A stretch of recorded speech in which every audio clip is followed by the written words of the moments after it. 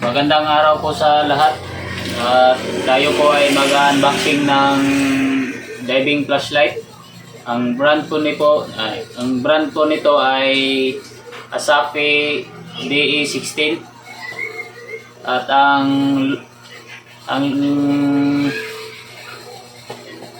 lumens. Ang lumens po nito ay 3,600 lumens. At ang ano po nito ay ang sa LED po nito ay XHP 70.2. Bali po ito guys, sa pagbalot po nito sa store nila, ang tingin ko po dito ay medyo hindi po sa akin secured dahil ito po ay manipis ang bubble wrap. Ito guys, buksan po natin.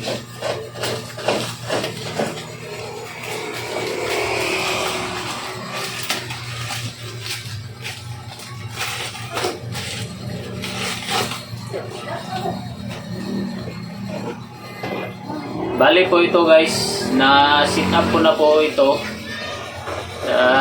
At sinubukan ko ito sa tubig at okay naman.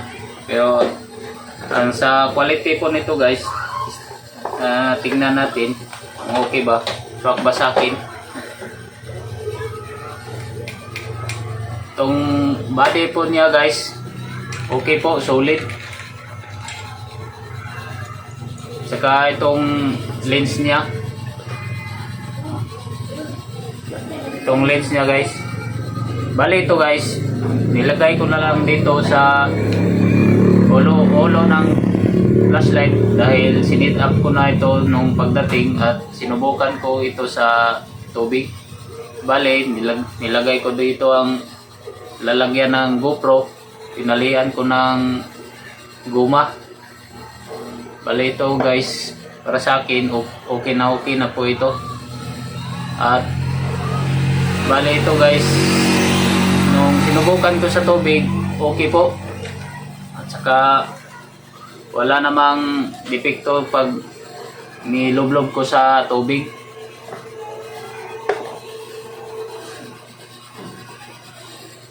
Bali ito po ang lalagyan ng battery niya guys.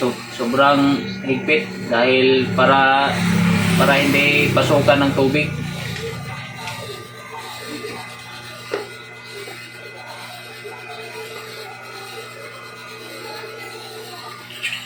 Ito guys, may orange pa ito guys oh. Sobrang sulit na sulit po ito pagbili guys. Ayun, nagsabi. Ayun. Ito guys, ang spring nito guys, sulit na sulit. Ito ang ano dito sa battery.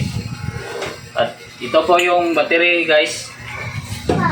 Dito kala po ba guys? Ay ito pa, sorry, nabaliktad.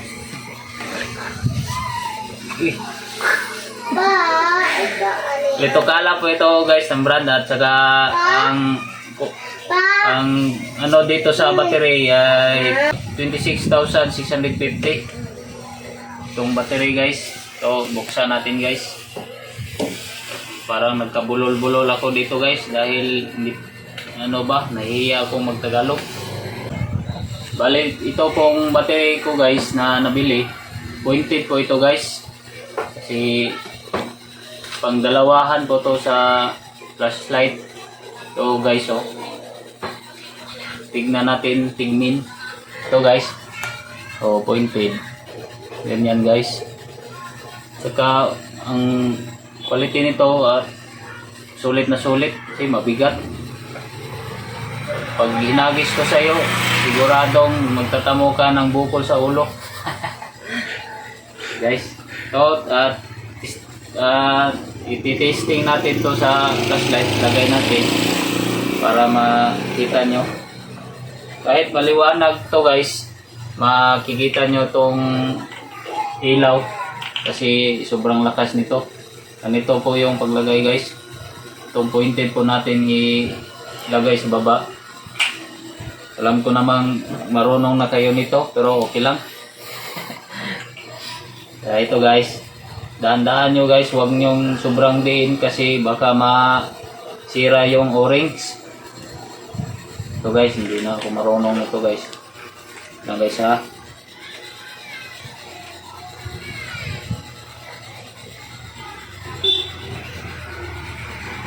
Medyo nahihirapan ako sa kalisot. So guys, bale ito guys, pag kailangan nyo itong higpitan ng maigi kasi pag hindi ito nahigpitan, hindi po ito gagana. So guys, ito po ating subukan. Ito guys, sobrang lakas nito guys. Kahit maliwanag na maliwanag, kitang-kita pa rin yung ilaw.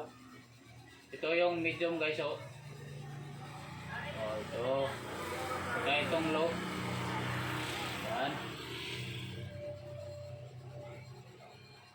Ang super low, tawag natin dyan kasi mahinang-mahina na.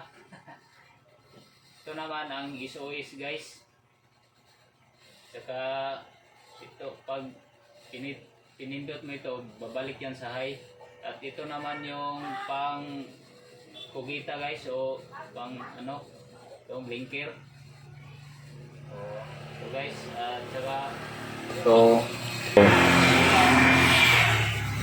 so guys, ito pong yung ganito pong kalakas na ilaw ay high po ito guys sa primerong unang pindot. At saka ikalawang pindot po guys, ito po ay nasa medium. Ito guys, ganyan. Ito po. Sa ikatlong pindot, ito po ay low. Ito guys, At saka pang-apat na pindot, ito po ang pang-reading na ilaw. Ito guys, sobrang hina na. Saka ito pong pang-lima, ito po ay SOS. Kung marunong po silang tumingin ito na ganyan, parang nag-blink-blink na ilaw, yan po, ang ibig sabihin po niyan ay nanghihingi ng tulong. At ito pong pang-pito, double click natin, ito po ay blinker kung kayo ay manghuli ng pugita. At ito guys, balik natin sa guys So guys, ito po ang indicator niya guys. Dito natin malalaman kung fully charged ba ang battery natin. At saka pag kulay green po ito, fully charged, nasa 100 to 50% po ang battery. Pag mag-yellow na yan guys, ibig sabihin nasa 40 to 30%. Ang ibig sabihin yan guys,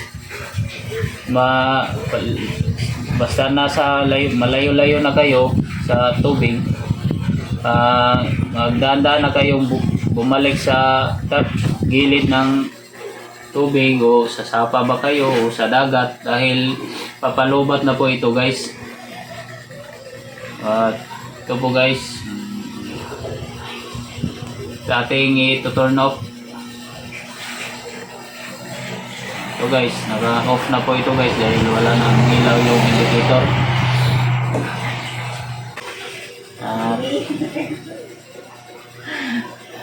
Parang nabubulol na ako kasi bali ito guys,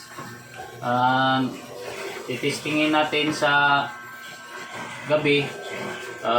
Subukan pala titestingin, okay pa rin yan. Susubukan natin sa gabi kasi medyo maliwanag po ito ngayon sa mamaya dyan sa labas kasi ngayon mga nasa dito. Subukan natin to mamaya guys kung gaano kalakas tong flashlight na to, kung gaano din kalawak yung kuha ng ilaw nito, at saka gaano kalawak o gaano kalayo. Bali, abangan nyo lang to guys mamayang gabi para makita nyo kung ang actual video na to sa ilaw. Sige guys,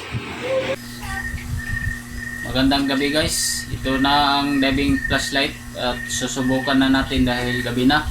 At lalagyan ko muna to ng battery. Wait lang guys ha.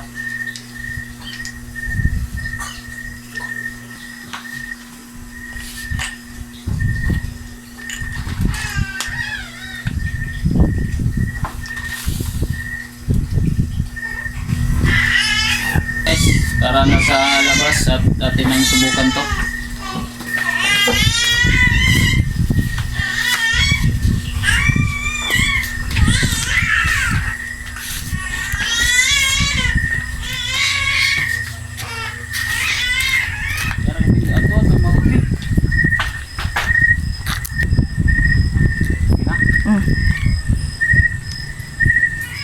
Ito na to guys, ang ano niya, ang liwanag. At saka ito naman ang medium light. Ito na. Ang low. Ang reading, pang reading. Ang SOS. Saka ang blinker guys.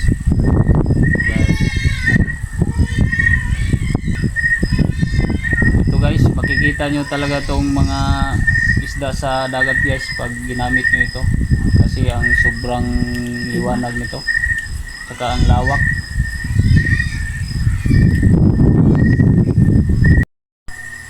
Ang liwanag ng walang flashlight at ating to-turn on tong flashlight kung gaano to kalawak at kalakas ang ilaw nito. Oh. Ito guys, oh, sobrang lawak at saka sobrang liwanag guys.